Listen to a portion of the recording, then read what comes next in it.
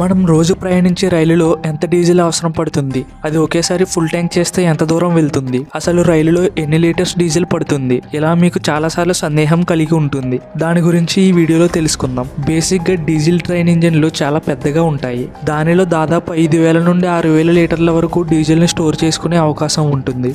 దానితో ఆ రైలు ఒకేసారి కొన్ని వందల కిలోమీటర్ల దూరం వరకు ప్రయాణించగలదు. అలానే ఆ డీజిల్తో ఆ రైలు ఎంత దూరం ప్రయాణించగలదు అనేది ఆ రైలు రకం, బరువు, వేగం మీద ఆధారపడి ఉంటుంది. ఎగ్జాంపుల్, ఒక 12 బోగీలు ఉన్న నార్మల్ ప్యాసింజర్ రైలు 1 కిలోమీటర్ ప్రయాణించడానికి సుమారు 6 లీటర్ల డీజిల్ ఖర్చు అవుతుంది. అదే హై స్పీడ్ ఎక్స్ప్రెస్ రైలు అయితే సుమారు 4.5 లీటర్ల డీజిల్ మాత్రమే ఖర్చు అవుతుంది. ఎందుకంటే వాటి ఇంజిన్స్ కొంచెం అడ్వాన్స్డ్ గా సమర్థవంతంగా ఉంటాయి కాబట్టి తక్కువ డీజిల్ ఖర్చు అవుతుంది. అలానే ఎక్స్ప్రెస్ రైలు ఎక్కువ స్టేషన్స్ లో ఆగదు. అందుకే ఇది ఒకసారి ఫుల్ ట్యాంక్ చేస్తే ఒకేసారి 1500 కిలోమీటర్ల వరకు వెళ్తుంది. అది వెళ్లాల్సిన డెస్టినేషన్ ఈజీగా రీచ్ అయిపోతుంది. కానీ ప్యాసింజర్ రైలు అలా కాదు. అది ప్రతి స్టేషన్ లో ఆగుతూ వెళ్తుంది కాబట్టి ఆగడం వల్ల ఇంజిన్ వినియోగం ఎక్కువగా అవుతుంది. అందుకే అందులో ఎక్కువ డీజిల్ కన్జ్యూమ్ అవుతుంది. ఎగ్జాంపుల్ గా ఇప్పుడు ముంబై నుండి ఢిల్లీ 1400 కిలోమీటర్లు అనుకుంటే ఎక్స్ప్రెస్ రైలు ఆ డెస్టినేషన్ ని ఈజీగా రీచ్ అయిపోతుంది.